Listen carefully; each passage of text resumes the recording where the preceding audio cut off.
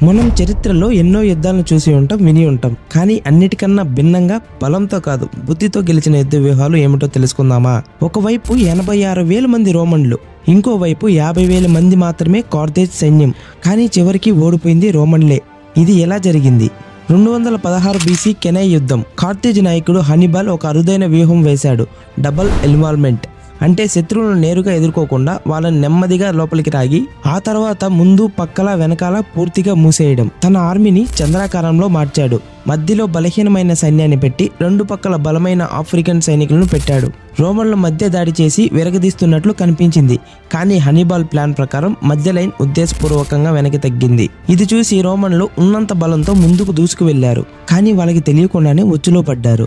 అంతలో Carthage cavalry Roman క్యావెలరీని రెండు వైపులా ఓడించింది. వెనక నుండి వచ్చి దాడి చేసింది.